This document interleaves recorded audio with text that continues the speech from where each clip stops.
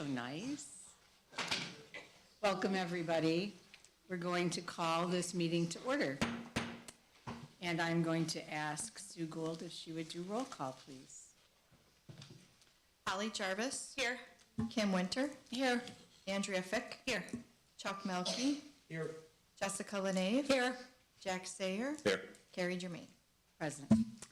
All right, I am going to now invite everybody to join us in the pledge, but before I do I have some volunteers from our schools, the students, who would like to come up and help us with the Pledge of Allegiance? Anybody want to raise your hand?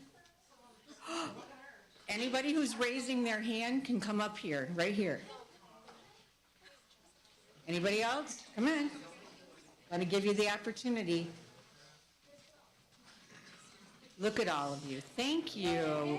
Wow, what leaders you are. Thank you. All right, so you guys know the pledge, right? Perfect. All right. I pledge allegiance to the flag of the United States of America and to the republic for which it stands, one nation, under God, indivisible, with liberty and justice for all. Thank you so much. You did an amazing job. Thank you.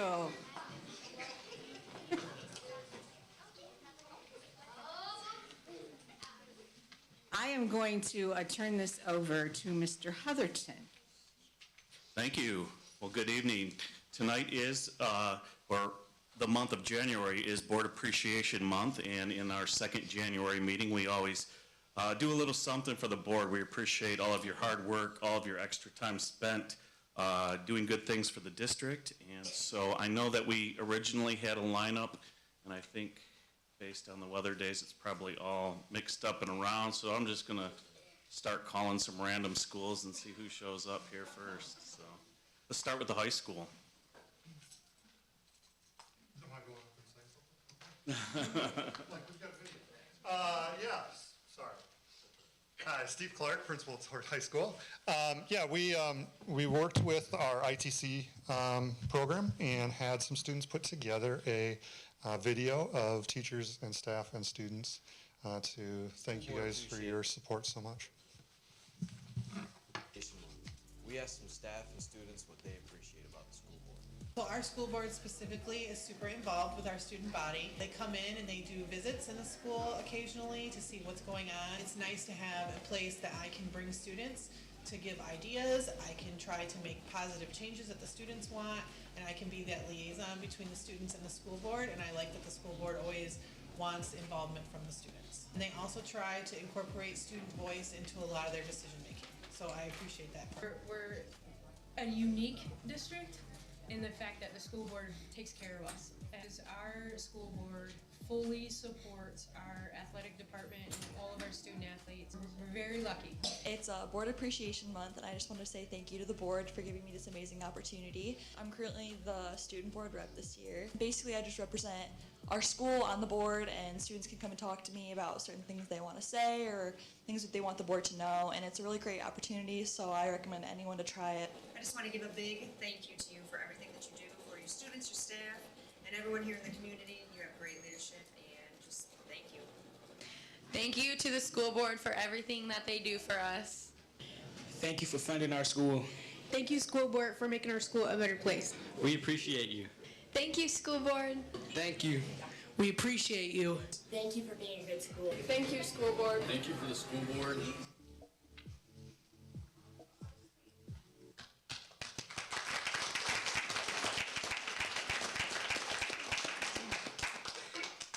Thank you, Mr. Clark. Please tell the students and staff thank you as well. All right, let's have Morris and Elms come on up.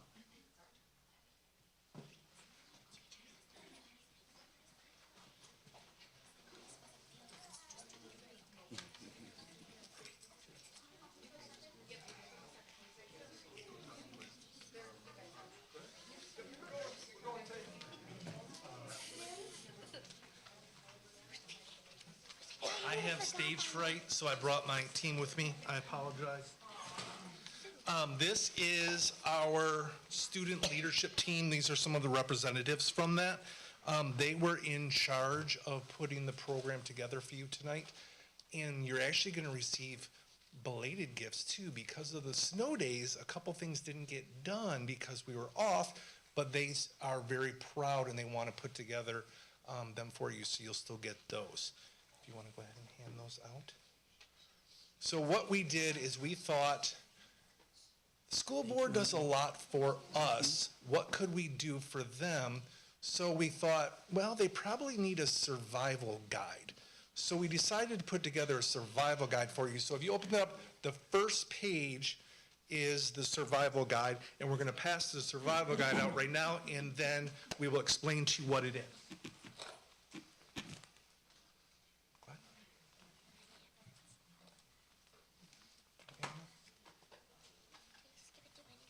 Yep. Yep. Give it to Mr. Jermaine.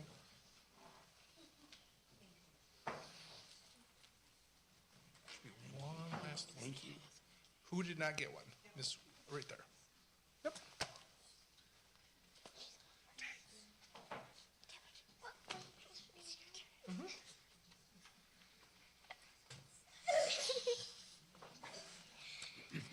Hi, I'm Charlie Taylor, and this is the school board survival kit, and I'm going to be telling you what's in it. Lifesavers, remember we are counting on you. Peppermint patty, remain cool under pressure. Gum, helping to keep things stuck together. Snickers, laugh and find fun in what you do. Tootsie Rolls, keep rolling on the right path. Starburst, for the little burst of energy. Kisses, know you are loved and appreciated. And then they said, well, we want our own survival kit, so they want to share with you what they decided to put together for a survival kit as well. You can give one of those to all the board members as well.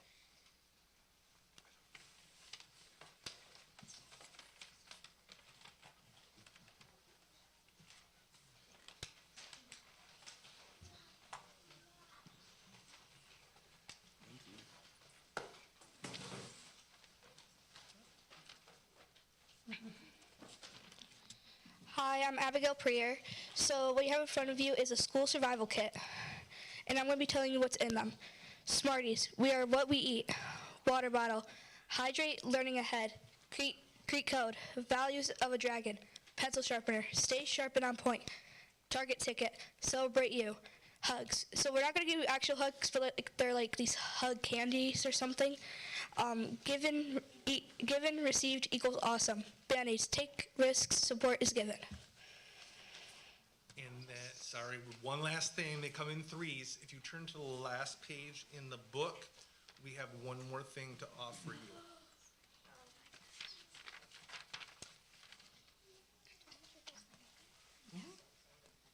Hi, I'm Laura Thomas, and we would like to give the school board a gift certificate to pick any student from Elmsford Elementary to get one free lunch with one student of their choice. So anytime you're having that rainy day and you need a pick-me-up, come on over. We will feed you, and you can celebrate with our kids. Thank you very much. Thank you. Thank you.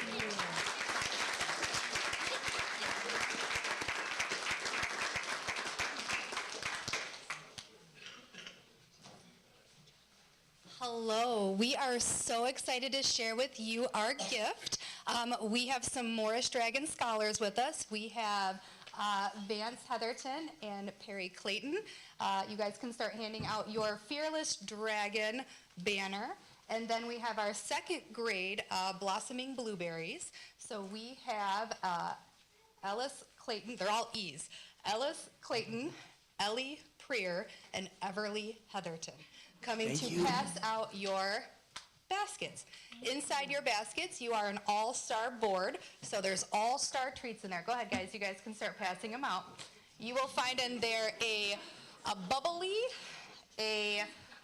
what else is in there? Everything but the bagel pretzels, Twizzlers, chapstick because it's winter, and for our protein eaters up there, there is some beef jerky. So, so they will be passing out those boxes to you, and they have your name. Oops.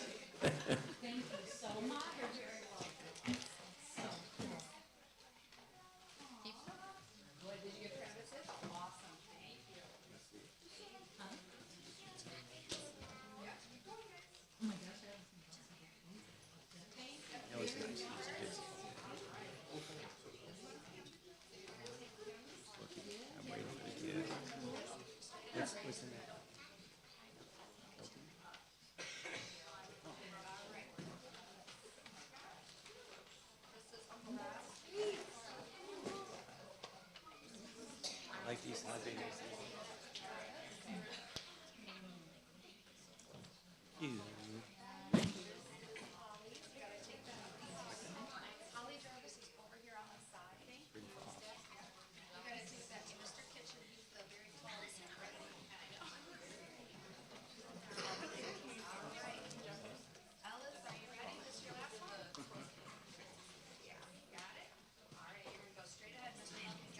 Guess we didn't need to bring this.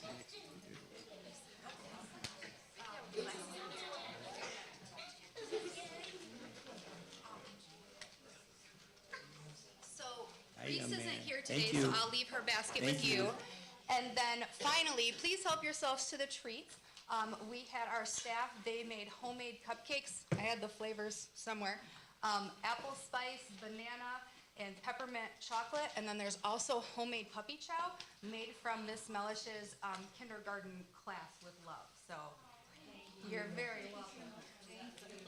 This is so wonderful. For those of you who didn't see it, this is the dragon, and then the little dragon. Thank you very much.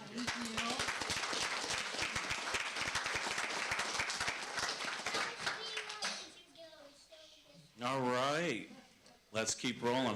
Swartz Creek Middle Oh, yeah. School, you ready? Yeah, you don't see those too often. You gotta go to like some weird store to get those. Hello, board. I am Teresa Anderson. I'm one of the assistant principals at the middle school. We have a few things for you tonight. One of our very talented seventh graders, Liam Couchman, is going to have a performance along with Vicki Wright helping him out. But we want to start out with our video that our video production team, our students made, and we also want to give you some really cool mugs that our STEAM Lab kids made for you.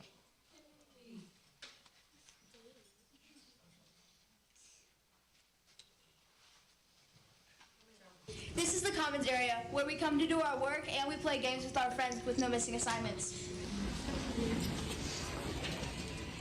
Hi, Ms. Johnson. How do you like your new office? I love my new office. I have so much space. I get a lot of work done. Yeah? What kind of work?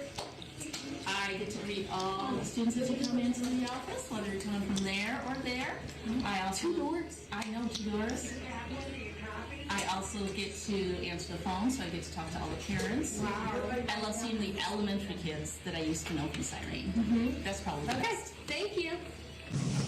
We make theories and we test them in the STEAM lab. January is School Board Recognition Month in the state of Michigan.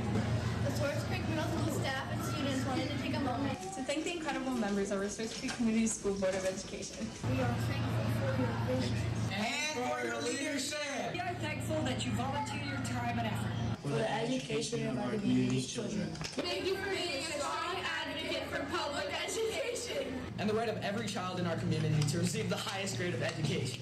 and a safe and nurturing environment. To each and every member on the board, we say thanks. Thank you, Mrs. Germain. Thank you, Mr. Sire. Thank you, Mrs. Miller.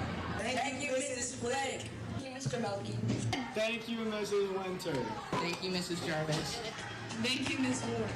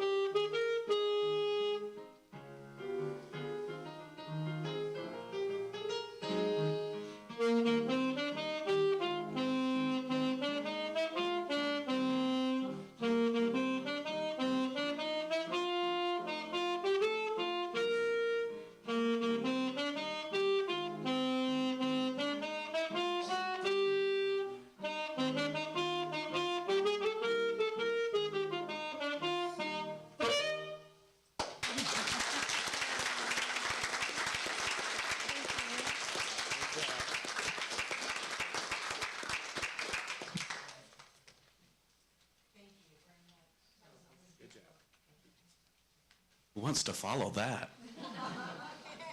Let's go with Little Dragons.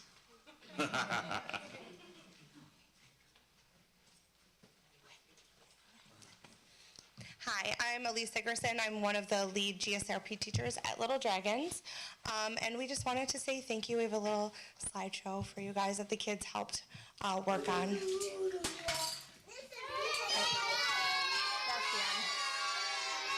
Yeah, that's the end. Oh, okay. Ready? Thank you from the Littlest Dragons of Swartz Creek.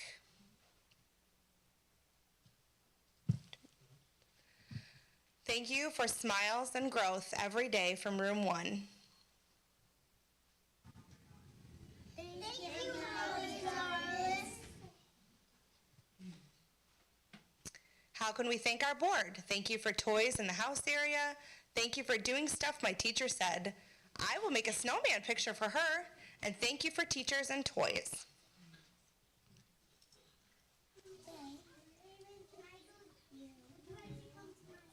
Help. Bing.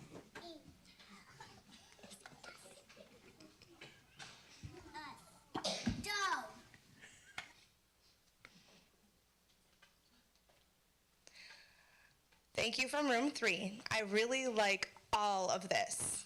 I like the art area. Thank you, Miss Jessica. Thank you, Miss Jessica.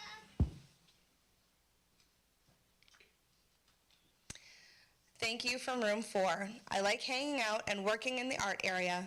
I get to play with all these toys. I'm happy to come here to see you, to make cards for my mama, because I get to play with cards, play with robot letters, and from Miss Angie, being able to play with the kids and watching them grow and learn. Having a job that's full of fun and laughter, it doesn't feel like we're going to work. Thank you, Kim Winter. Thank you, Kim Winter. Thank you from room 5. I love my school. It's so cool. We have lots of fun at school. School is so fun. We have lots of cool toys, and I love to learn stuff.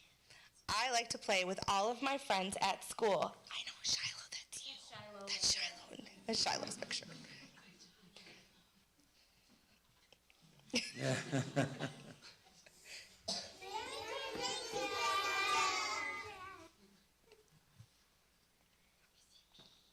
Thank you from room 6. Thank you for letting us make a difference every single day. Thank you, Chuck Melky. Lisa Milky.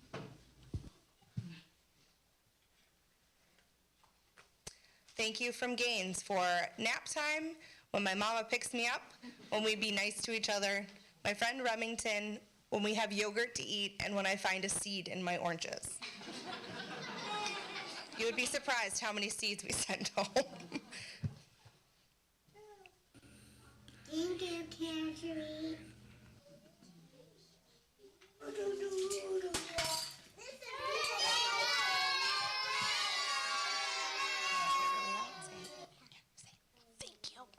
Thank you.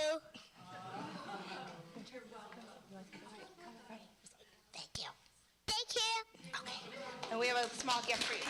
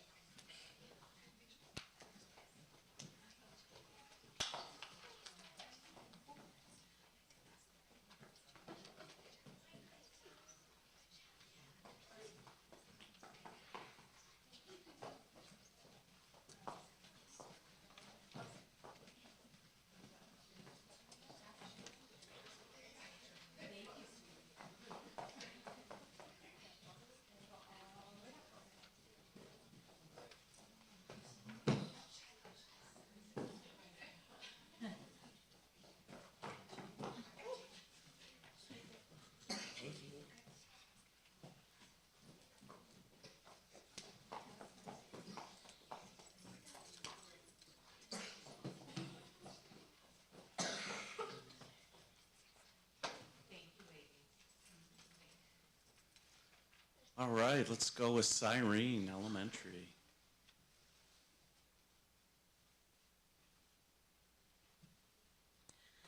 Good evening. With my colleague, Mr. Smith, Cyrene and Deke would both like you to wear the shirts that we have given you tonight with the same pride that we do and our staff and students do. It is such an honor to be part of such a great community, and one of the things that makes this a great community is a great school system, and we would not have such a great school system without this board. And I meet with educators from all across our state all the time, and I hear about their frustrations, their situations, their what their districts are doing or not doing, and I just am so grateful. I have such a grateful heart to work in this district and to be blessed by all of you and all your hard work. And I don't know that anybody in the world understands the time you guys put in, the time not only in all the meetings, but researching and reading things and just having to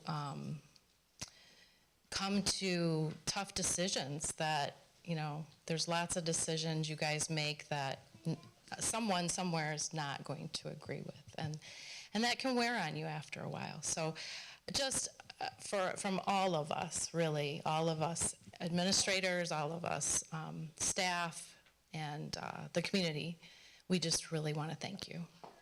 And we put together a slideshow, just a little, it's photos so you can see kind of the work in action at Cyrene. But please listen to the words of the song, and we really mean these words. This song was picked especially for you. Thank you.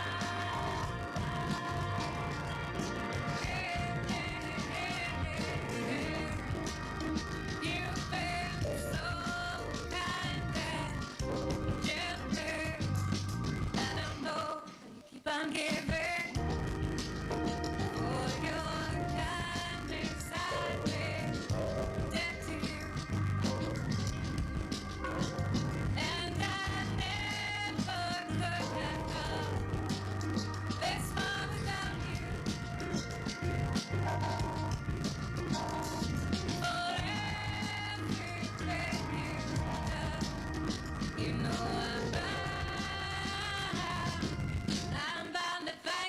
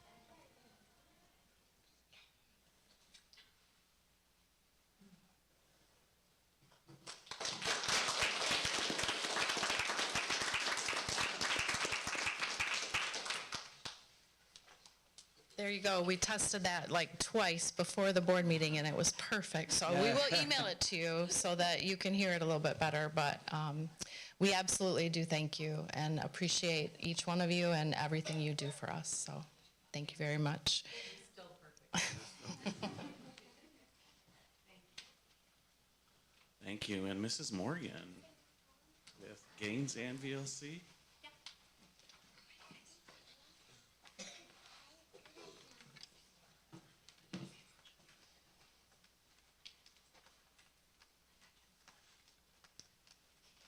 All right, so with me this evening I have a few students who are from our student leadership team and some other classes, and we want to just to tell you guys thank you so much for all of your support. The students have a little bit of some things to share with you, and then we have a gift for you as well. So Jace? The students and staff at Gaines Elementary would like to thank you for your service. We appreciate your goal to provide a positive learning environment for us as students. We appreciate your time spent attending activities and volunteering at community events.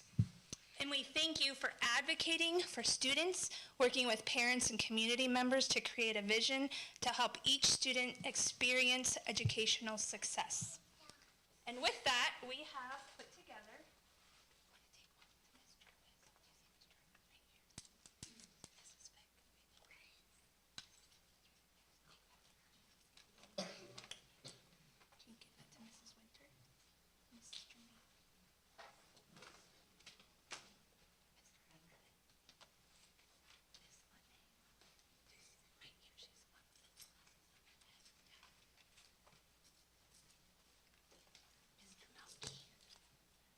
Mr. Sayer, Mr. Cajun. Each one of these represents a fingerprint, and it's an impression that you're leaving on an individual student as you serve our community, our families, and our staff. Thank you for all that you do for us. Thank you very much.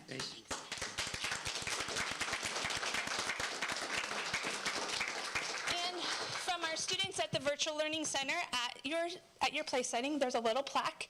It says thank you for being a part of our journey. On the back, if you turn it over, those have been signed specifically from individual students. Obviously not all of them, but students that have been in over the last couple of weeks when they've come in to take exams or finish up courses. And we have our first graduate already from the VLC high school side. What I love about the VLC is that sometimes we meet students and families at some of their hardest moments. And so the challenge to find ways to help them be successful and meet them right where they are. And we are seeing those successes more and more as we continue to make changes that we need to make and have impact on our students. And so I can think of several students specifically right now who in their high school years maybe would have not been candidates for graduation, and they will walk the stage this coming May. So that is exciting. Thank you for your support for that.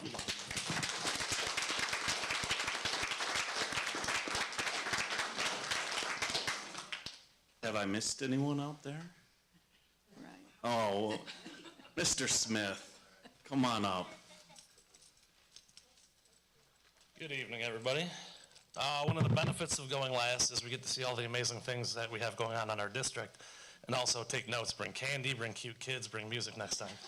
So I'm going to talk a little bit about what we have going on at our school, and it's because of you. We want to extend our heartfelt gratitude to the board for your unwavering support and everything you do for us. Your commitment empowers us to create valuable systems and supports for our students, and tonight I'm excited to showcase some of those things that we have. So you'll find, like Miss Wiley said, we have a t-shirt from Deke and Cyrene, and there also should be a little wristband that says Deke Family. And what that is an acronym. And I got this from Coach PJ Fleck years ago. He recruited a player of mine. I went on some recruiting trips. It's forget about me, I love you. And that's the type of environment that we like to cultivate at Deke. And talking about outward versus inward mindsets in our book study, having an outward mindset that is about the people. It's about our school. And at Deke, when you first pull up on that sign, it says where all children can learn and grow. And we're really valuing an inclusive environment and having the support of our board to create the systems, create the things that we have going on. We have great community support as well. We helped raise almost $1,200 for our Wear Pink fundraiser in October. We had a Veterans Day breakfast where we had 45 veterans attend with their loved ones, and it was amazing. Ms. Kimbrough put on a great performance, had a lot of the students sing songs, and you can see how many people were there. It was a packed house. We have compassionate, courageous empowerment of our students. Now this is where the board comes into play. You help support us, you help us provide things to our students. We have leadership and grief groups that operate with our social worker. We create safe spaces for our students to express their emotions, receive the support they need. We have a certified therapy dog, Lewis, that comes in, and we are planning on taking a field trip with some of these kids in these groups to Furry Tales to go read to those animals at the Humane Society. We believe in trauma-informed care and restorative practices. So when I first came here, that was a big draw to me for the district. I believe in those things as well. And because of support from you, I have 31 staff members that work directly with students. When I got here, 0 had taken the official training. They had some trainings at PD within the district, which is great. But my goal is to get all staff trained officially by the IIRP, which is the organization that does restorative practices. So far in my year and a half here, we've had 15 of them trained, 8 more by the end of the year. And by next year, we'll have everybody trained. So that's thanks to the work you guys do for us. We have iWellness, again, from the district. This is a great support from our board approving things like this. It allows us to, I won't read everything up there for you, but be proactive versus reactive, really give our students immediate and invaluable information. It gives us to support our students, give them what they need. You see yellow and red, those are students that trigger the survey that we speak to those students that day when we see these results. We are able to give them support in what they need that day. Diverse support. My school is unique. We have a self-contained emotionally impaired room and a self-contained cognitively impaired room. Of our 307 students, we have 82 students that have IEPs or 504s. We have a lot of diverse needs within my school. Because of support from the district and from the board, I have certified teachers in those self-contained rooms with 2 aides in each one. We have 3 full-time resource room teachers, full-time social work, and a speech and language pathologist. That's pretty amazing to have that much support in one building. So we really want to express our deepest gratitude to the board for your unwavering support in enabling us to do what we do for our students and for our community, and your dedication plays an integral role in what we do as a community. So, thank you.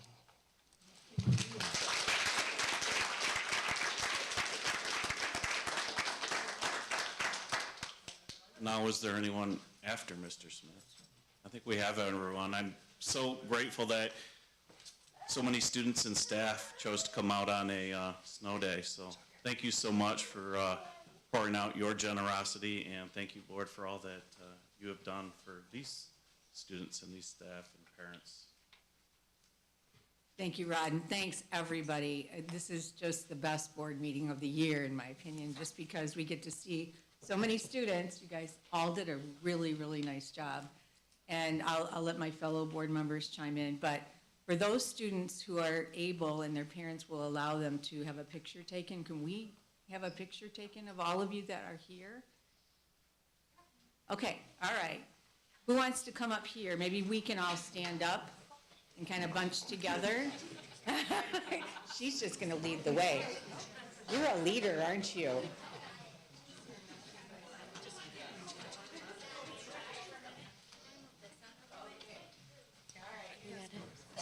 You gotta move it. Yeah, probably. Okay, good. And Smile.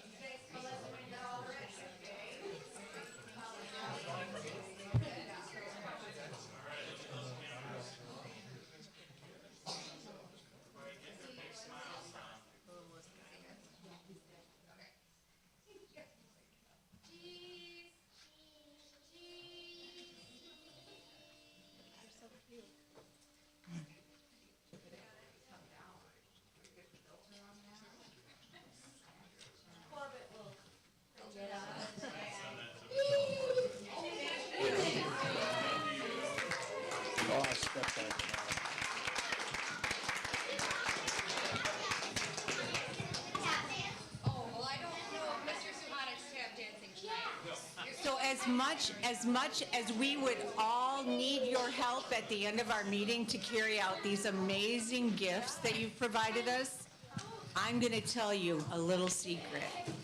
Most of you can't drive home, but I'm going to let your families leave now if they'd like to. Okay? Because, you know, I know that everybody has school tomorrow. Well, it's not my decision. Okay, we cannot thank you enough, and all of you, thank your teachers, thank your principals, thank you everybody. Thank you. Thank you families for bringing your kids out. Okay.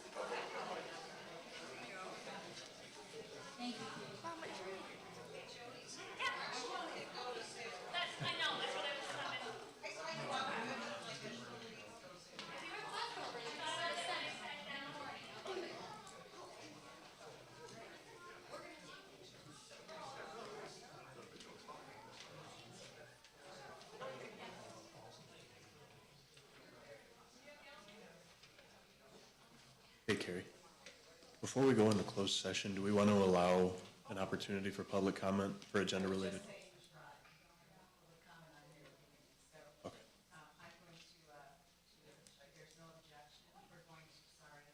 Travis, sorry. If there's no objection, I'd like to add a public comment at the beginning of this meeting, just like we normally do.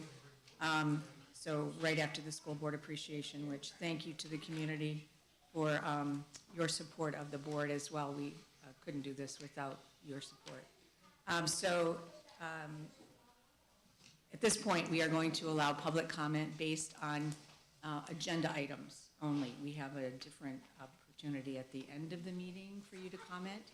And so seeing that there are some folks still left here, if anybody would like to come forward and address the board, please come to the podium, state your name, and keep your comments to 3 minutes or less, please. Yes, what's, I don't know what would be on the agenda to talk about. Oh, I'm sorry.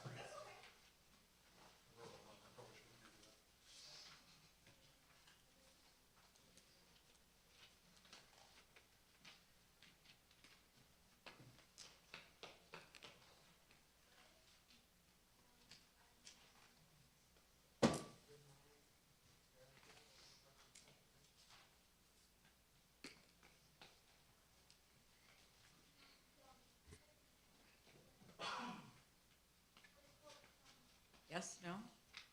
Okay, all right. Just wanted to give you an opportunity in case. All right, thank you. Now we do have a need to go into, oh no, I'm sorry. Yes, we do.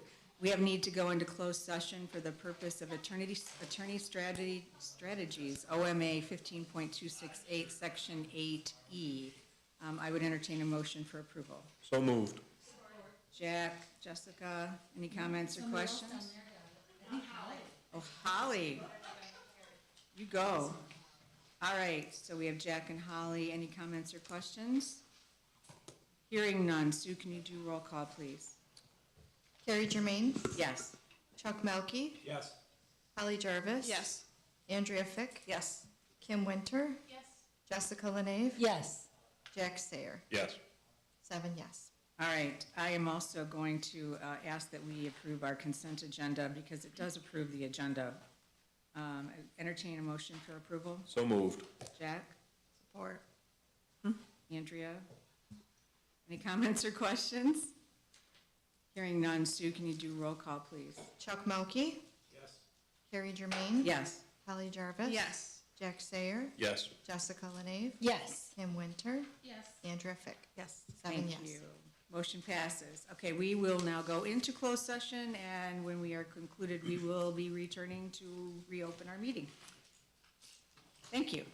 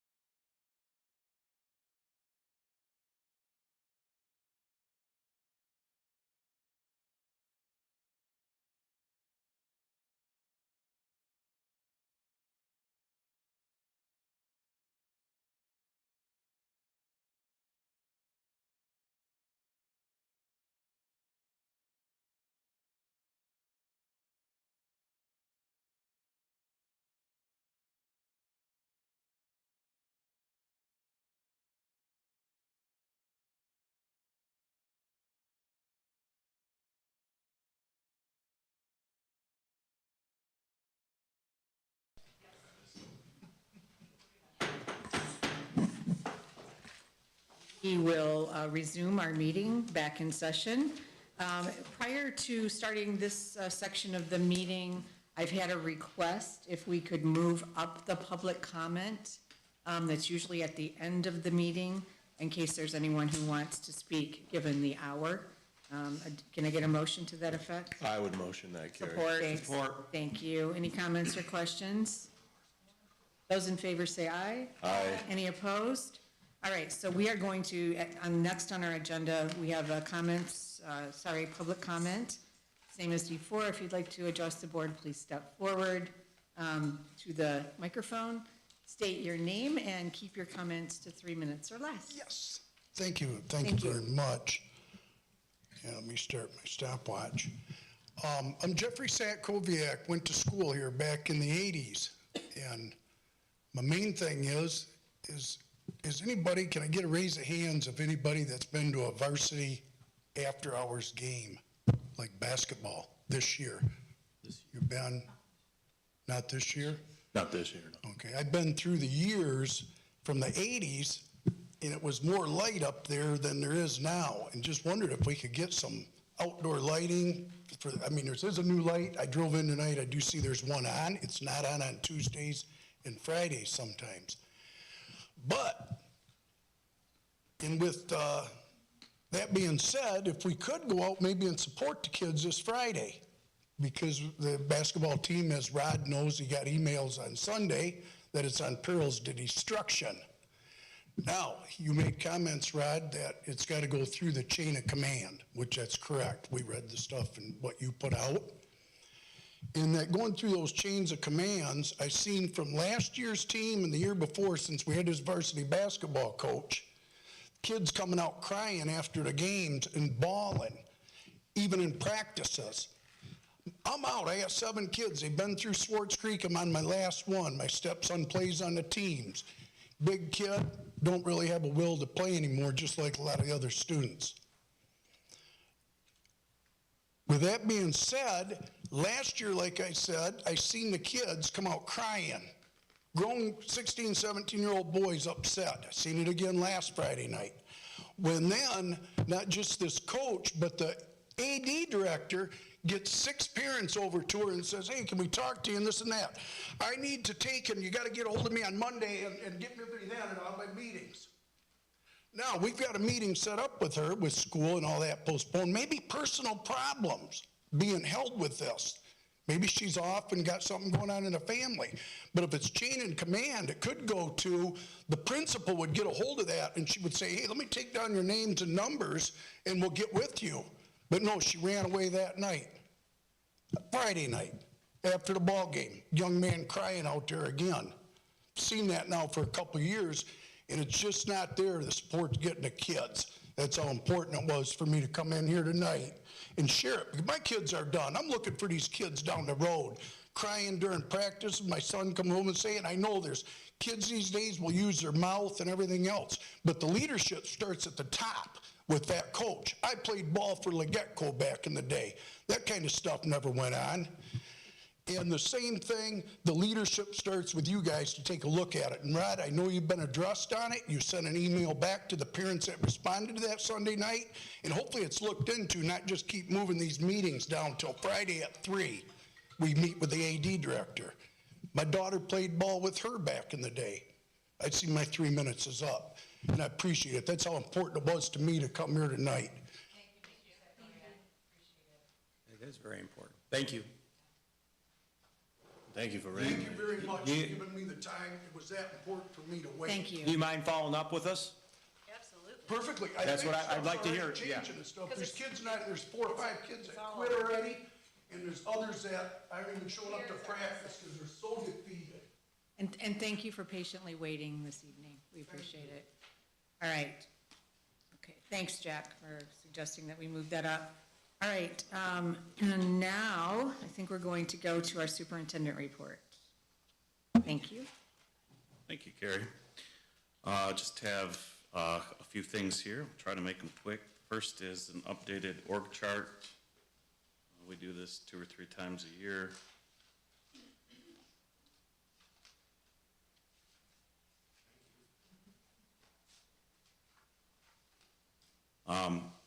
think I explained this last time I gave it out, but the last time we made a change from support staff and certified staff to Swartz Creek staff and Edges staff, and then also cut those in half to full-time Swartz Creek, part-time Swartz Creek, full-time Edges staff, part-time Edges staff. So green and blue are Swartz Creek direct employees, yellow and orange are Edges staff employees. And so you could have teachers and secretaries could be in the green because they're full-time Swartz Creek employees. Edges staff would be example, could be custodians, they could be at-risk paraprofessionals, a variety of things. And then obviously we have part-time people who only work, 5 hours if they're an aide or a bus driver, et cetera. So if you have any questions, let me know. Thank you, Rod, for this. Absolutely. We had a very nice rendering of Mary Crapo at our last operations. I don't want to steal Chuck's thunder, but I just thought it was a beautiful drawing. If you didn't get a chance to be at that meeting, I know that we can probably get that out to you so you can take a look at it. It was Where's very it at? sharp. Oh, I thought he left us a copy. Yeah, okay. So maybe, Jim, we could even forward it to everyone. And then I'm sure Chuck's going to give us an update on all of that. Great meeting. Next two items are, not the most pleasant items to talk about. First, we have a student who's a sophomore who is going through a very tough battle with cancer. His name is Randy Klomp. I've been in contact with his mom and just been talking to her over the last week or so. He has, and I'm going to probably screw this up, medulloblastoma. Is that correct? Yes. And he's had surgery, and then he's had other surgeries since the surgery. But if you go to our Facebook page, Michelle has pushed it out again. There is a coin drive at the elementaries for the family. There is a GoFundMe page. He is very, very serious illness, and they've been at U of M, and then they sometimes have to travel to other hospitals to take care of some of the issues. She also mentioned that she would love, if people wanted to reach out to him. So he does have Snapchat, which is his first name, last name. And then we also have her phone number, his phone number, and the hospital rooms. So if someone, we don't really want to give that out just straight to everyone, but if someone wants to reach out to Sue, we will disseminate that information so that they can contact, and if they want to send cards or if they just want to send a snap or however, I think he would enjoy getting some contact from some fellow students. How old is he? He's a sophomore.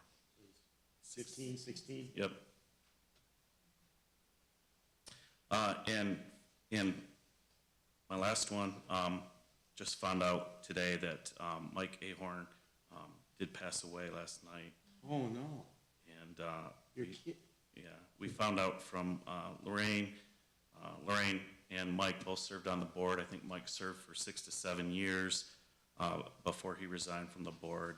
Lorraine works as a student success coordinator at the middle school and does all that at-risk work for us. And so maybe we could do a moment of silence for Mike, and then we'll get the information for his arrangements out to everyone. Thanks, Rod. I would ask that everyone take a moment to reflect on the service that Mike gave us, and he was a great guy. He was a gentleman, so let's take a moment to think.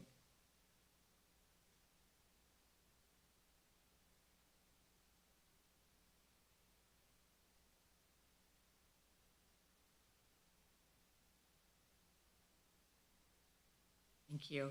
And our thoughts and prayers go out to Lorraine and the family. And that is it for me tonight. Thank you very much. I see that our student board representative has not joined us. Good for her. I hear it's getting really foggy. So, sorry, Rod.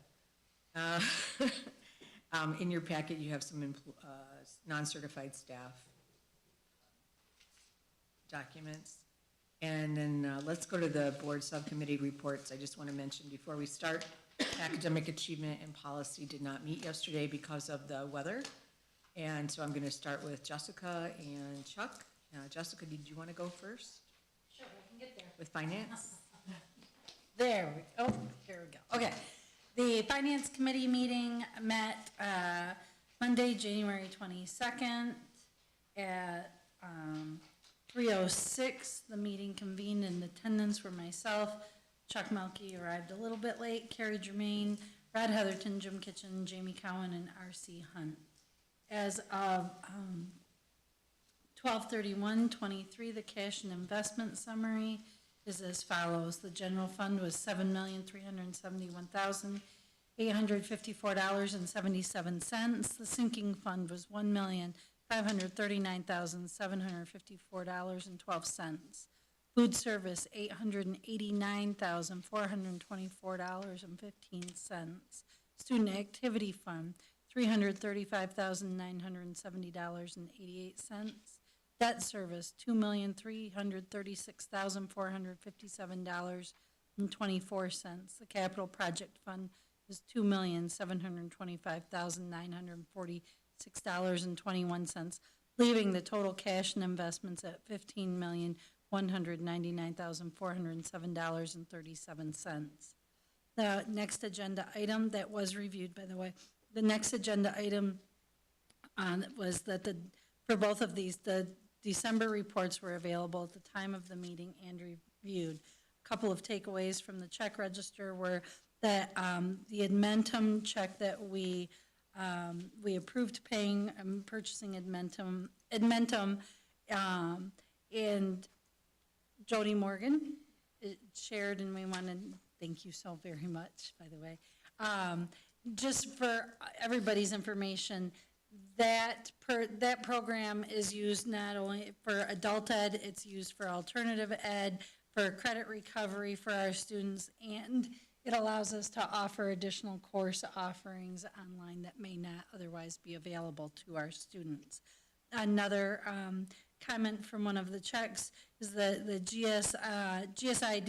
GISD payment, and it covers 40% of special ed and the GCI transportation fees that we pay to them, along with our GenNet payment and some personal development classes for some of our staff. The next agenda item was new funding. One was 61D. It's CTE funding in the amount of $5,000, which has been applied to the high school STEM initiatives.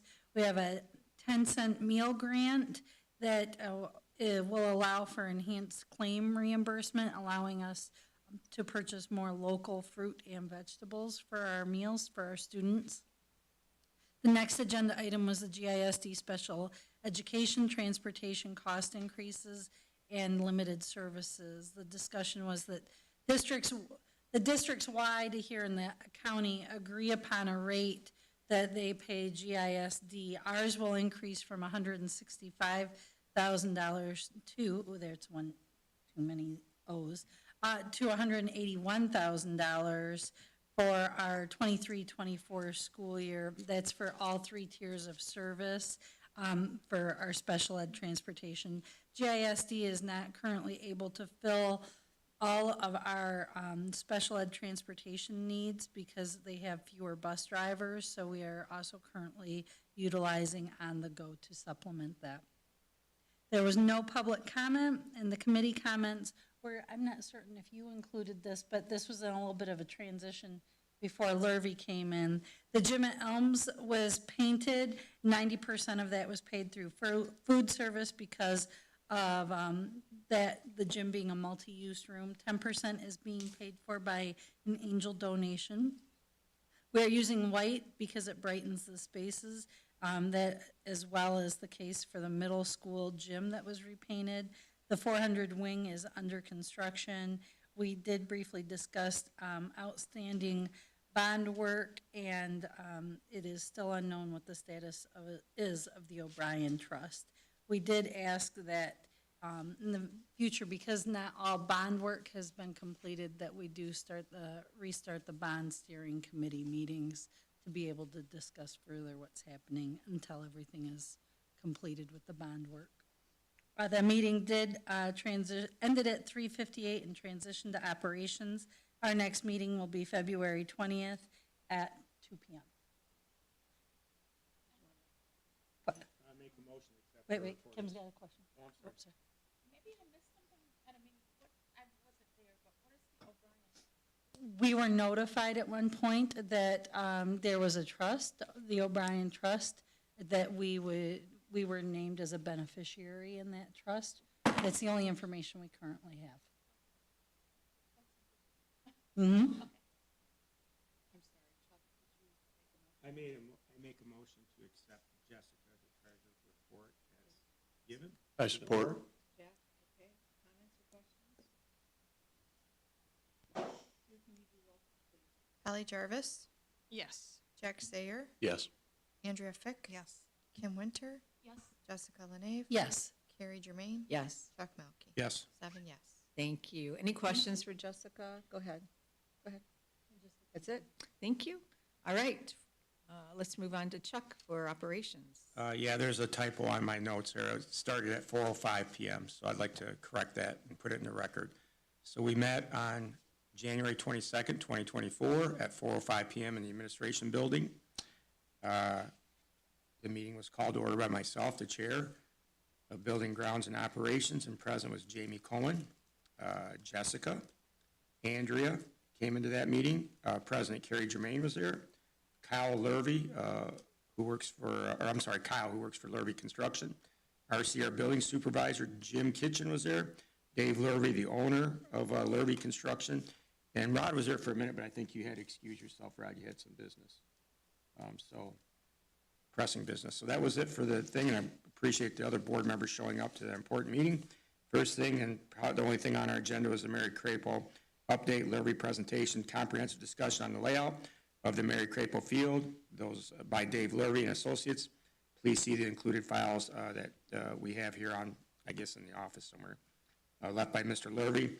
Lurvy's and Associates have met several times with some of the ball staff and administrators of the district and came up with the plans presented to the Operations Committee on January 22nd and are 95% final prints. Lurvy said they're on a timeline and are in the 11th hour to get the project started, and discussed the possibility of a two-stage program and how the school could attack this problem if needed. Costs are estimated, I put a little bit high, anywhere from $2.5 to $2.9 million, depending on field material. Jessica expressed concerns of some of the green space and potential putting in more concrete on walkways along with sign locations by both committee members, myself, Carrie, and RC. There was no public comment. Committee comment was regulated mostly to Crapo. I asked about the no chimney swifts, but they're gonna try to work on those. There weren't any on the actual plans, but like I said, it was 95% done. And the possibility of putting, there were some cost-saving measures that Jessica brought up about some of the options being proposed, scoreboards, and I think the whiteboard and other things such as that nature. Other than that, we didn't have any other committee comment. It was active discussion with Carrie, Andrea, myself, and Jessica, and it all went well, and it's a very beautiful design. And like I said, I think you should take a look at it. It's will suit the district nice. It's just, if we can afford it, and if we can't, we'll do it in stages. Thanks, Chuck. Any questions for Chuck? Yes. For the public, do you want to talk about what roughly the stages would be, the two phases? How that Yeah, makes it work we can do that. a little bit? Yeah, the first stage would be the parking lot, the pickleball courts, the walking areas, and possibly some material towards the east side of the lot where the batting cages are at, and the entrances into the ball field, along with all the underground storm water retention. And then the second stage would be the first stage would also include the concession stands. And then the second stage would be the actual ball field, the bleachers, and what's the big building behind it? The Press box. press box, yeah, I lost my train of thought, and the fencing. So it's quite extensive. It's more than, I think, what we initially planned on, but it's a worthwhile project, I think, that will add to the attraction of students to our district. Basically, we need it for the kids. And after the kids' presentation today, how can you say no when we bring up kids like this? So I don't like spending money, and I'm still against it, spending money, but we tore it down, so it's time to move forward, and Dave's underneath the timeline, so I think that we can have active discussion later. Carrie, if somebody wants to bring up a motion to get moving on it. And I think all the administrators are on board, and everybody's pointing in the right direction. We might not be all zeroed in on the bullseye, but we're all going to hit the target, I hope. So, and Chuck, it's beautiful, but I would also mention for the community, it's going to be a multi-purpose Yes. central area for the community to gather. So that's really exciting. Walking paths, pickleball, that'll be the first stage, and then the ball field, and potentially some winter activities with ice skating or get-togethers, and maybe even events in the summertime when it's not being utilized. Okay. Thank you, Carrie. Thank you. Any other questions for Chuck? All right. Let's move on. Next, we have, let's see, board discussion items, beginning with our district technology report, and I believe that's Mr. Smith.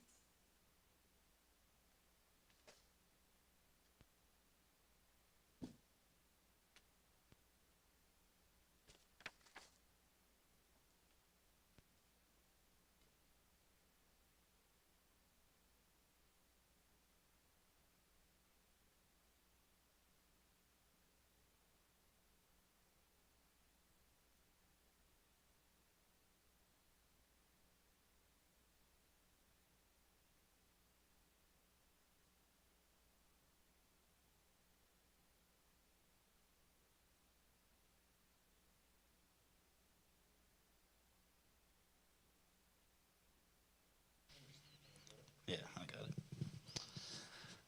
it. Last year, we did an update to the board, and we had lots of projects because of the bond and everything going on. This is just the same thing this year. Do another update. This is my family here, and this is my wee dragon. She's over at Morris this year in E5s. Shout out to Mrs. West, Mrs. Henry, Mr. Henry. They're doing a great job this year, and so far we're loving it over there at Morris. This is my crew right here. Mike Henson, he's been here for 20-something years. Data support specialist, that's myself. Nikki Fry, she's a people accounting specialist. She's wonderful. She works here at the admin building and takes all the enrollments and deals with the parents.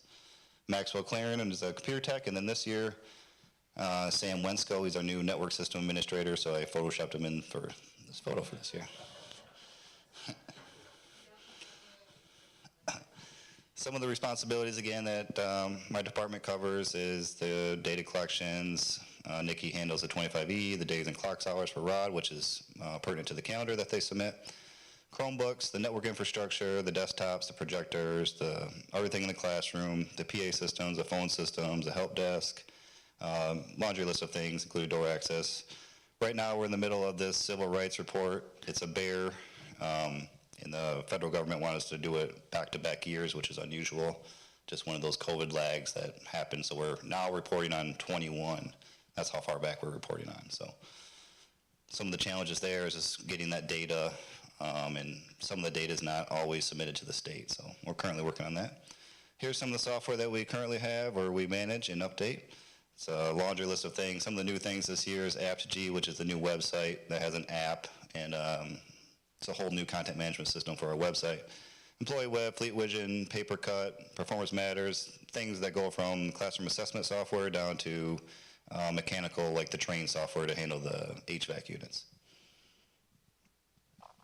Some of the recent projects that we accomplished this summer is a website.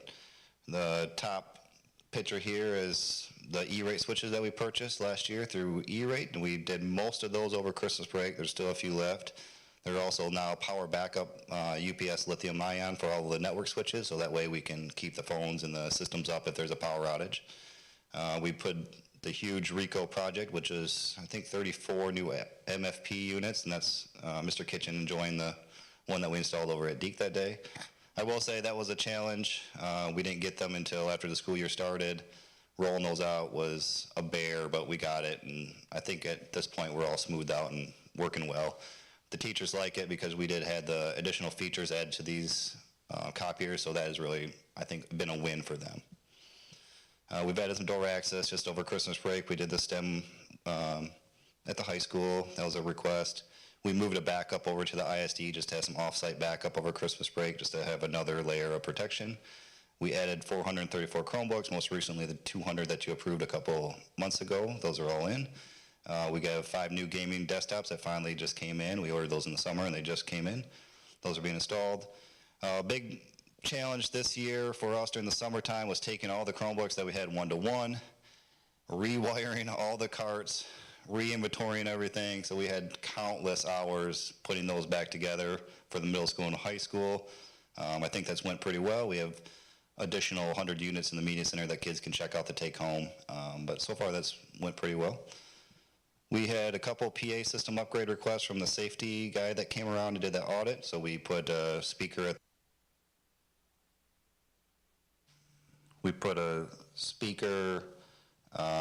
at the football field, so now that's connected in, and then one in the main drag there of the 100 hall, or the 100.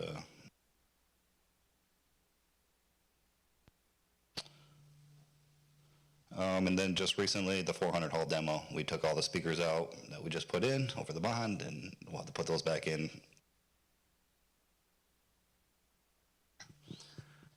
These are just a couple pictures of some of the projects that we were doing. This is our area now in the 400 hall, if no one knows where the...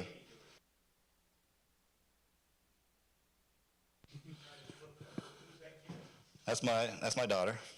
That's my baby. She came in and helped me.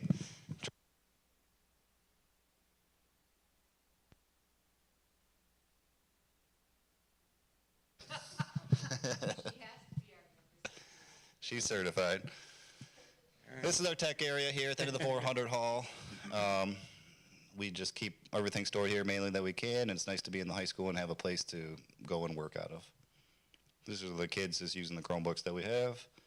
This is an update on the devices that we have in the district. Currently around 4,500 Chromebooks, desktops 550, 117 laptops, 146 projectors, not many more iPads. Those are dwindling down, so about 90 left in the district.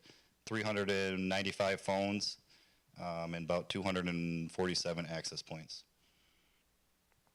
Some of the initiatives that we have is to try to get back to the student co-op next year, I'm hoping. Just more Chromebook repairs. We have a project that we're doing for the upgrade the cameras at the cage.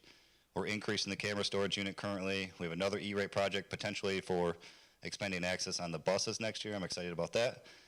We're right now running paperwork for the pupil count in February, WIDA testing, CRDC, MSTEP's coming up, and just a laundry list of planning that we have to do.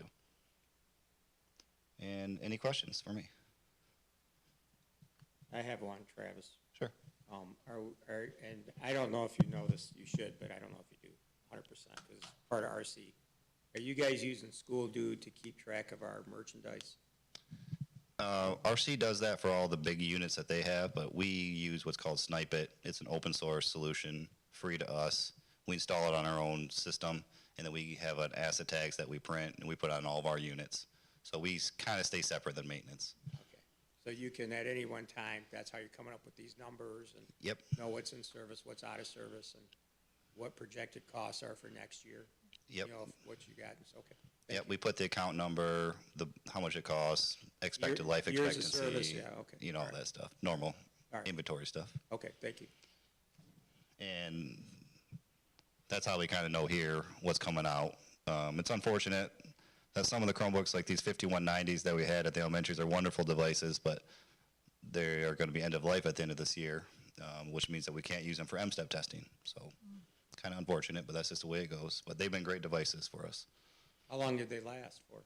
These ones 6 years, and they're still mint, so it's probably the best ones we ever bought. The devices we bought during COVID didn't last as well. We were just lucky to get them, right? Yeah, we were lucky to take whatever we could get at that point, so. So, can you back up for a second to that? Are you saying at the end of this year, we'll replace 1,600 units? we've already replaced 453, and we're probably will replace another 500 when we get to the rest of the ESSER money, I'm hoping, at the springtime. So we'll be needing to replace around 500 to 600 devices. Out of general fund? Mm-hmm. Well, Was that maybe a not yes? general fund. Yeah, okay. Maybe Well, not. if there's 500 come out of ACE, yeah. Well, no, this one will come on ESSER, the next purchase. Okay. That's the remaining balance of ESSER 3. That's what we bought the 200 out of just recently, one for middle school and one for high school. Yep, ESSER 3, I believe. Anybody else? Travis, thank you as always for all that you do, and thank your teams, because I know that you are you're very talented, but you need that support, and we appreciate them. And I love that you photoshopped somebody into your picture. Thank you. Was that the baby too? Because the baby looked photoshopped almost. Baby's real. I thought you did that to just play with us to see if we would catch it. All right, let's move on. Thank you, Travis. Let's move on to the Swartz Creek High School registration guide.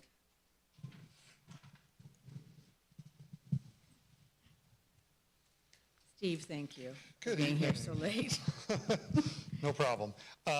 Before I start on that real quick, I just want to make sure that I mention the two students who were responsible for the high school video earlier were Bryce Mitchell and Taylor, and I'm going to massacre his name, so if you're listening, Taylor, I'm sorry. Taylor Yago or Jago, I'm not sure how we pronounce that, so Jago. So at any rate, they were the ones from ITC that spent their hard worked time getting those made up, so really appreciate it. All right, so you've got from me our course registration guide. The majority of the changes in there are superficial updates to names, some minor changes to descriptions of courses that are really more trying to get those descriptions in line with what the curriculum that was already approved is. The names are just, or the wording in it is just poor.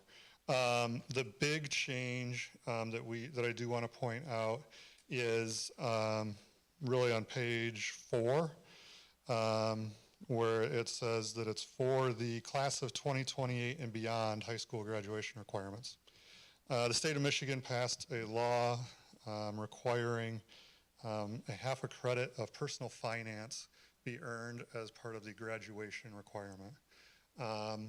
There were a number of guidance options given to us, and I will say that the option that we have selected is the one that's being used as the primary option around the state at this point, and that is to continue to embed personal finance within the economics course, which is already a required course. The difference is that they will actually earn 2 half credits for their 1 semester econ class. One of the half credits is for economics. The other half credit is for personal finance. So it's still just 1 class, 1 hour of the day, but we give them these separate credits. The economics credit, half credit, will be the one that counts toward their GPA. That will have a grade attached. The personal finance, they will just be given straight credit. That will not be configured into their GPA in any way. So it's really just, we're showing that they have earned that half credit. The only difference in the requirements of the law and what was already being taught regarding personal finance in our economics classes is 1 standard that was added. And we believe that we can add that 1 standard in, make some minor changes to the economics pacing guide, and make that work. So that's the plan. This is the class that is currently in 8th grade. And so it gives us, the nice thing is that this option gives us a couple of years to really hash through making sure that that works before they get to their junior year to take that economics class. The other piece, and I think it's on page 28, is the course description for economics. And that gives us a little more information about that. The other piece of the law is that basically we have to allow the students to apply that personal finance half credit to one of the existing requirements in the 18 credits required from the Michigan Merit Curriculum.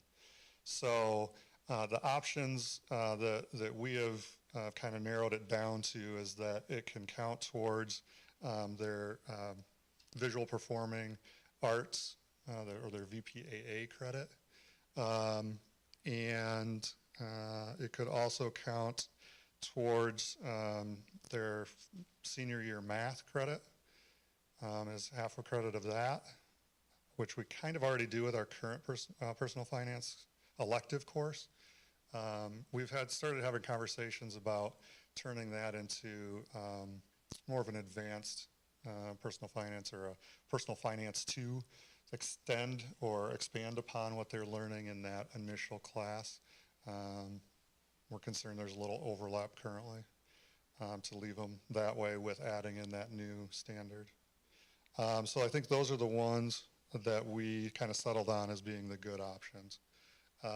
Those should have the least impact on, the majority of our students we believe will apply this to their VPAA requirements because it doesn't change anything. When we're talking about the math one, it doesn't change that you still have to have Algebra 1, you still have to have geometry, you still have to have Algebra 2. So it's really just adding that additional option to help meet that senior year math credit. And so we don't think that will have a huge impact. A lot of our kids, we still believe, will take the various math classes that we have to offer. But it gives that additional flexibility, and for some of our students who maybe struggle with different math options, they might opt for that. So those are kind of how we're looking to apply it. But those were the big changes. I think there was an ITC class that was added, sports marketing, I think. It's really geared towards, developing better,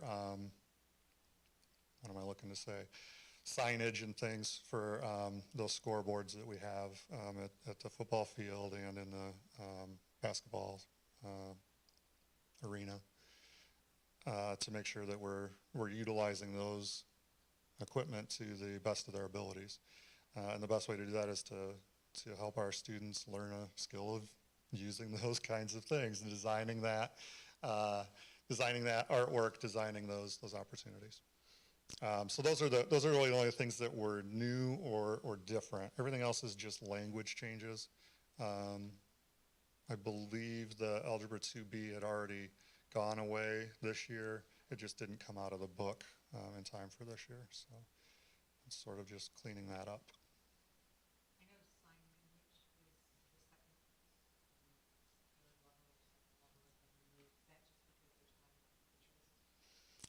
It's because there are issues with matching GenNet's schedule to ours.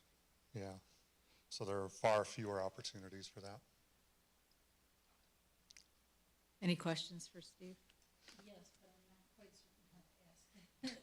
That's okay. I'm not sure how to answer it probably. Oh, okay, great. Can you give me, I think I know the reasoning, but I guess if you will, why personal finance gets credit towards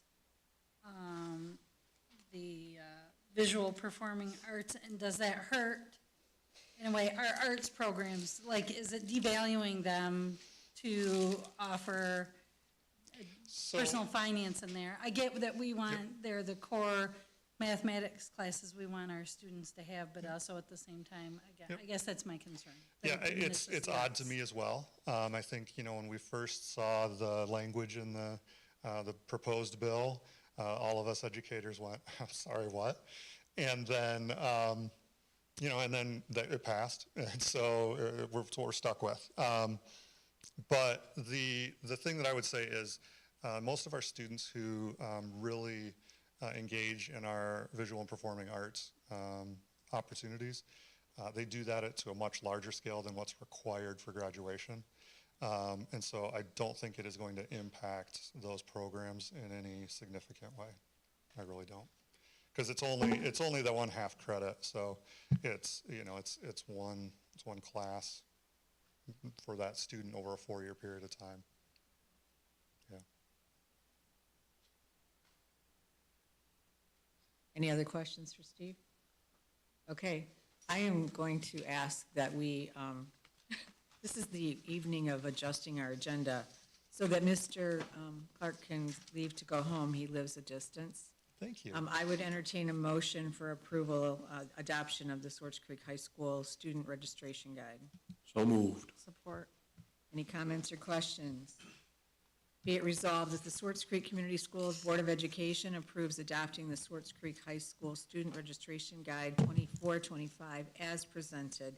Sue, can you do roll call, please? Jack Sayer, Yes. Jessica LaNave, Yes. Kim Winter, Yes. Andrea Fick, Yes. Chuck Melkey. Yes. Holly Jarvis. Yes. Carrie Germain. Yes. 7 yes. Thank you, Steve. Thanks for all your work and your Thank you all team's for- work, and safe travels home. Yeah. Thank you so much, and thank you for always supporting us. Thank you. All right, next we have the VLC course guide.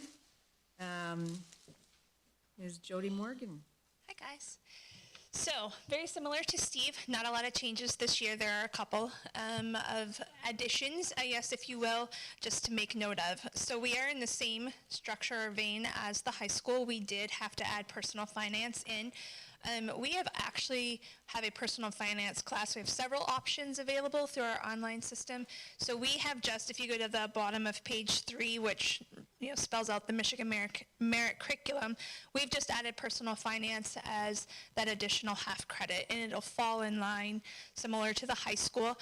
Unlike the high school, I can't necessarily always adjust the online curriculum, right? So I can't just kind of plug a unit in, or if I do, it gets a little bit more complicated. And since most of our students are already taking the personal finance course, we're just going to add that in as a line item and let them access it accordingly. And most of our students actually enjoy the course, so it'll be there to indicate accordingly.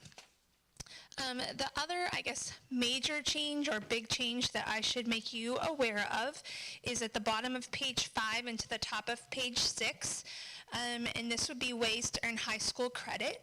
As you know, I do receive a significant number of students that come to the VLC when they are credit deficient. And sometimes that is a struggle for students in order to get them to graduate in their 4-year course outline and make sure that they graduate with their graduating class. So we've been working not only collectively within our building, but also with a state monitor in order to look at just various ways that we can continue to offer supports to our students and options for obtaining their high school credits. And one of the things that has come out of our conversation a couple of times with the state MDE rep is to allow for GED testing for students. And if they are able to pass the GED test, which, by the way, it's not a simple test. I think we would all struggle with it more than we realize, quite frankly. It would allow them then to earn credit. Now, in order to pass the GED test, you have to have a passing score of 145 to pass the test. And we currently use the GED test, obviously, in our adult ed program already. So we are a licensed site to provide the test. It's right there, so our students who do come to the building would have the opportunity to take it. But in light of the fact that we're doing this not after their high school, but during their high school years, one of the recommendations to us was to allow for the testing. We get to decide what credits or classes it counts for, and we can also determine the passing score for that. So as you look at this then, it would only be available to a student if they are credit deficient. So they have to be behind in either their English or their math, maybe their science and social studies as well. Those are built in. And then based on that, if they take the test and they pass with a score of 155, so we've raised the bar, forcing it to be a little bit more rigorous, right? They have to do a little bit better. Then they would be able to obtain credits, most likely in the courses that they've missed and they're credit deficient in. So for English, often what happens is they struggle in their 9th grade year, they struggle in their 10th grade year, and then I might get them as a junior or senior. Well, that means by the time they are junior and senior, they're having to double up on their Englishes. And for instance, I have some seniors right now that are trying to take 3 English courses just in order to be able. That's a lot of work. It's a lot of pressure. And I know they've maybe have put themselves in that situation, right, already, but there's a lot of circumstances that lead to those things. So in this case, what we would allow then is if they were able to pass the English GED test, they could get a credit in English 9, English 10, and English 11. And then most likely, because I get them at their senior, late junior, early senior, they would be able then to still take the English 12 course as it stands. And it would not have any bearing. They would just get the credit. There's no bearing on the GPA. In math, the credit would go toward algebra and geometry, which are often the courses that they're missing. And then in science, when you go to the top of page 6, it would be biology and physical science. And then for social studies, U.S. history, econ, and government. So really, English is the one where they probably get the most credit, if you will. All the others would be no more than 2 credits. But there's a couple caveats to this, right? It's helping us not to just help our students move through and have another alternative way in order to earn their credits, but it also in the end will help us make sure that our students are staying on track for that 4-year graduation timeline that we're still held accountable for. And the other piece of this is if I do have a senior who's able to do this, and let's say they're 18 and they're just ready to move on and they're not going to be able to pass it in another way, if they've passed all 4 of those, I can transfer them to the adult ed program right before graduation, and they're still on track for graduation. So I would be working with families to kind of offer students an alternative track and be able to maybe then recoup some of what we lose on our graduation timeline in the end. And what I have found my experience has been is often by the time a student is 18 years old, they're working a full-time job, they're doing other things, and so school is just really like one more hoop to jump through. So we want to make sure that we're providing them an opportunity and a way in order to get this and be able to do it successfully. Is that student you just described getting a GED or a high They school would diploma? get a GED through adult education. Okay. And they get a diploma, but it's, I mean, when it's reported to the state, it's a GED diploma is what it is. Thank you. Mm-hmm. We still get credit for that, yes. So for example, I had students that didn't necessarily meet their 4-year timeline at the end of last graduating year. They've since come back and through adult ed been able to pass the GED test, and now it'll be retroactive, but it will help us recoup that sooner rather than being penalized on the first year. Correct. They get the satisfaction that they've completed that. And success breeds success, right? So if they can get some of this out of the way off their plate, it helps them then engage in the other courses more rapidly. Another question. How many students, so from semester 1, there are students that have fallen behind. How many students do you know right now are you getting that are behind from semester 1 right now that you're getting this next semester? At last count, almost 30. Are they? And they're coming from various sundry, whether that's 9, 10, transferring from, more often than not, I get them as juniors. Okay. I've been working with Mr. Clark to try to, in cases where maybe a sophomore is farther behind, to catch that sophomore and work, out some opportunities there. Because then, by then, often, if I can get them for 2 years, I can get them back on track, and they can often return to the high school not credit deficient, on track for graduation at the high school, and then be able to enjoy what they think is a traditional or normal senior year. That's your goal then with these, let's say 30 There's lots juniors, of goals all the way around, but ultimately what we want is to increase our graduation rate and offer another avenue for students in order to make that possible without, getting them more discouraged or further behind. Or having to transfer them to adult ed, because they're 18 and not able to keep up with just the everyday business that we do. Coming over as a junior, the goal would be to get them back to the high school next year. That's always the goal. If they want to go back, the goal is always to get them back to the high school. Thank you. does the parent have that choice? So if like the child is already struggling now, or do you have to wait for the school to make that choice that they're so far deficient? There are guidelines. A student under the age of 18 has to have parent and a director's permission signed off on. There's a legal form that we have to sign off on in order to move the student over. It just requires some paperwork all the way Okay, I just around. wondered Yep. if it like they had to wait. For Under so long. 18, there's just paperwork that we have to take Okay. care of. But Right. it is possible to do. All right, thank you. So Jody, it's very innovative to use the approach that you're going to be using or using now. It's brilliant, actually. Are others doing that? Are there schools There doing are. that? There are across the state. Have And they not been doing it just, a longer time They period? have been, yes. So you know if it's working? My understanding is, I haven't necessarily reached out. The MDE monitor that we're working with was actually a director of an adult learning and alternative education building and has worked in that vein for a while. Hence, he actually recommended, there's a 34, 40-page document that outlines various and sundry ways that this can be done. It boils down to the language says mastery-based learning, right? So we already use that to some degree at the elementary level. This is just taking it to the high school level and applying it to our students who are struggling the most. Any questions for Jody? I have a question. When if somebody's going to take a GED, is there like a study program for that? There Or do you is. just come in there and take it?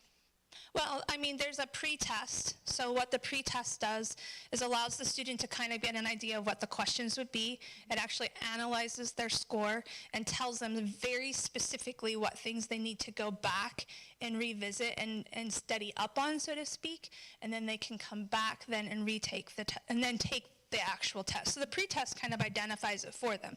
Then when they take the actual test, they get another printout, let's say they didn't pass, that tells them what else they need to continue studying and dig deeper into.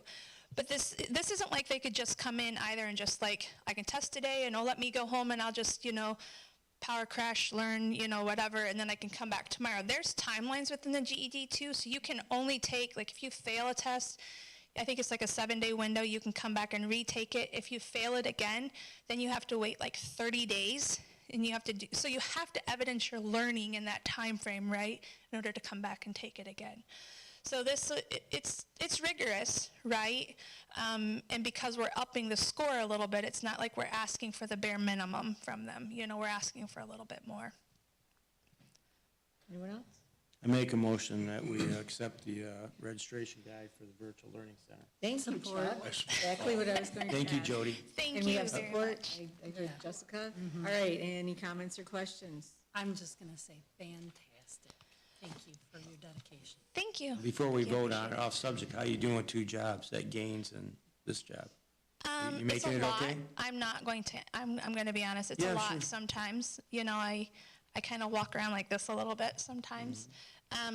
It's busy. It's busy. I would say the student needs continue to rise in both buildings. And in light of that, sometimes being divided is a challenge in order to support not just our students and families, but the staff as well. And being able to navigate all that can be a challenge sometimes. Thank you, Jody. Thanks, You're Jody. doing a good job. Thank I you. appreciate it. Thank you. All right, with that, I would ask Sue to do roll call, please. Jessica Lenape, Yes. Andrea Fick, Yes. Chuck Melkey, Yes. Hallie Jarvis. Yes. Carrie Germain, Yes. Jack Sayer, Yes. Kim Winter. Yes. 7 yes. Thank you, motion passes, and thanks, Jody. Thank you for your patience in waiting tonight. I love the stuff that you're doing there, and wish the students and the staff all the best. Thank you very much. All right. So because we've changed other things tonight, I chatted with Rod a bit between our meetings, and we'd like to push back the book study discussion if we can. If no one objects to that. I object. And we'll pick it back up in at our February No, let's meeting. keep going, hear what you guys have to say. You don't want it, not right now, Chuck. We'll just eat it at this end. So we'll have Sue included on our next agenda, which is in February. And we've already done our board action items so efficiently, thank you. And then the public comments? I think we did those I already. think we gotta have some discussion. Comment Mary and Crable? questions from the board. I have a quick comment if nobody else does. I just wanted to comment about Mike. I was elected in 2020 alongside Jessica, Carrie, and Mike. I went to bed that night at 4 a.m. I'd been watching the vote all night. And I woke up the next day at about 8 a.m. to a call from Mike Ahern. I didn't know he had my phone number. And he woke me up. I said, hello, and he said, hi, is this John Sayer? I said, this is. He said, I just wanted to congratulate you, sir, and welcome you to the board. And he was the first person to say congratulations. He was the first person to call me. I had the honor to serve with him for a short, I think it was like 8 months. And then he retired from the board, and I believe Alyssa Parks filled that position. It's a sad loss, and Mike was a good man, and that's hard to hear. But prayers to his family, and boy, I can't thank him enough. He took me right under his wing and welcomed me aboard. And I just wanted to say that. So. I will echo that as well. He was a kind man, and he was a gentleman. And we didn't all get along sometimes, but he was always a gentleman. So, all right, anyone else? I want to thank everybody who was here earlier, the administrators, the staff, the parents, and especially our sweet little children who came, and for all of the generous, amazing gifts tonight, the things that I cherish year-round. And it was who did the thumbprints? Gaines. Thank you. I probably could do a series of those on my walls where I have thumbprint pictures, and I just absolutely love it. So thank you. If anybody else wants to add to that, but thank you so much. It means a lot to all of us, and the videos were so sweet. Thank you. I would, if I may. I actually, thank you. I got way teary-eyed tonight every time I see those thumbprints. I'm like, oh. And I, as well, the gifts are very much appreciated. They are definitely not needed. You know, like, I love this community. I love this district, and I very much appreciate the acknowledgement, and I just want to just go back to the staff and say thank you to all of the staff, because you do a tremendous job, and it makes, I think, what we do here more often than not much easier, right?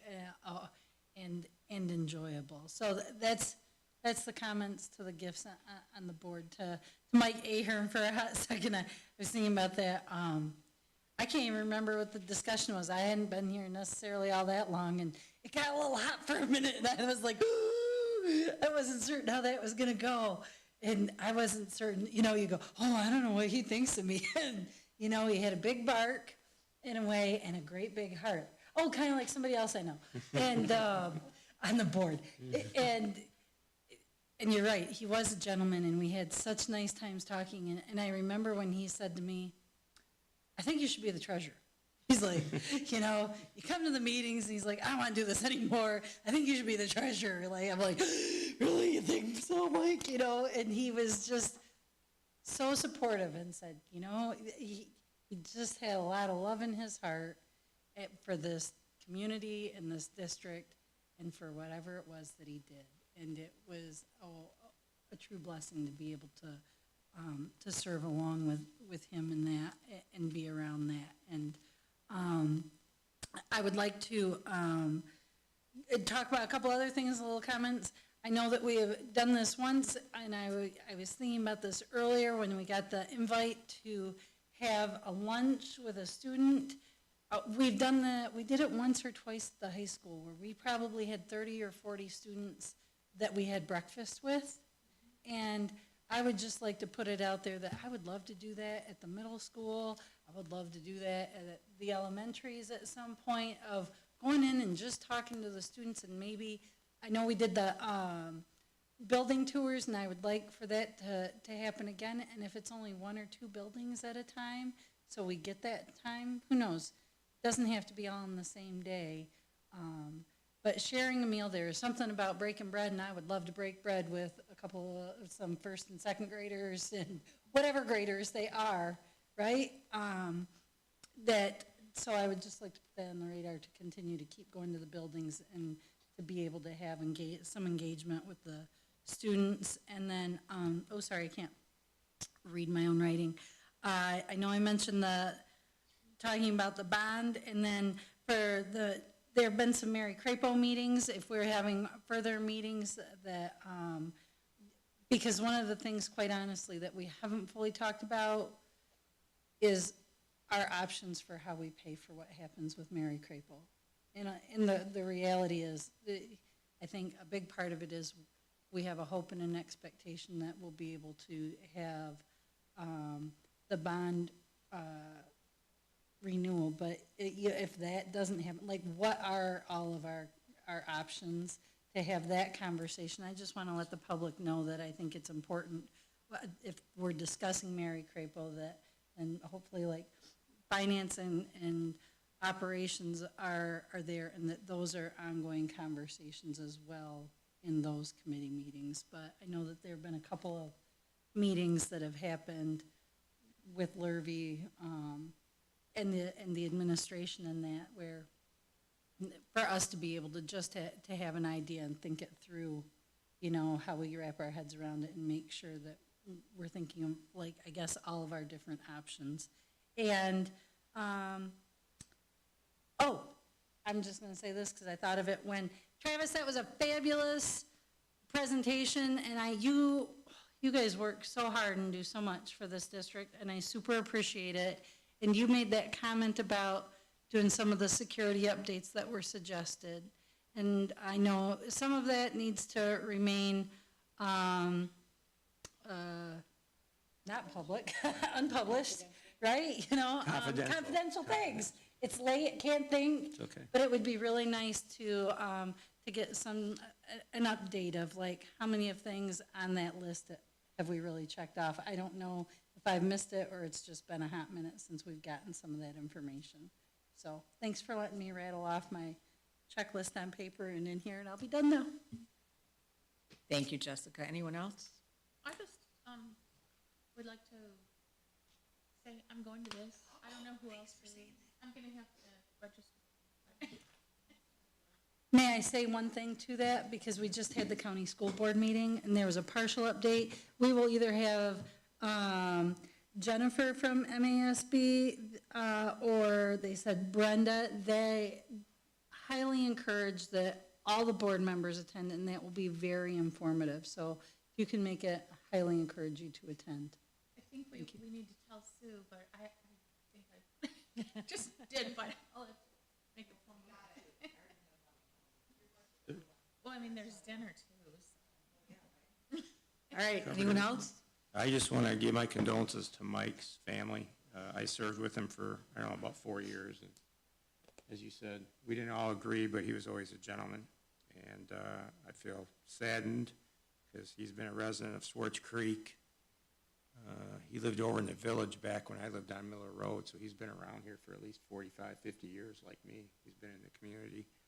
So, and he knew a lot about the community, and he was an asset to the board while he served. So I won't belate the comment anymore, but I think everybody feels the same. We just saddened, and I was surprised when Rod made the statement today, and I'm glad you did, Rod, to let us know.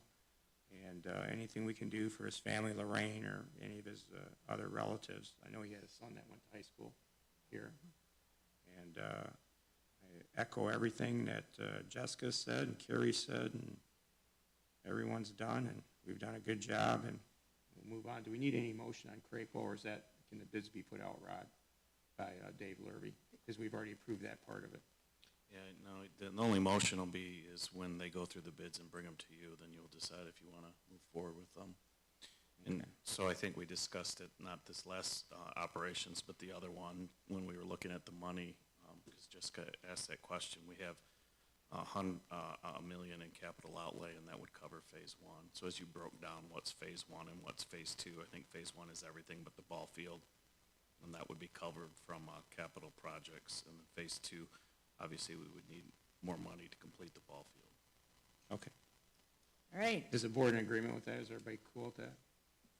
As a consensus, yeah. Carrie, is that I don't think we had. No, I just want to make sure. before. Yep, I just Yeah. want to make sure I'm good with everything. I want to move forward with everything we can. We have limited meetings. It And it sounds seems like like- we have a lot of business always to take care of. Yeah, it sounded from our conversation on what day, Monday, that they'd be bringing back the bids in February. Yeah, the bids will come before you for that very motion. All right.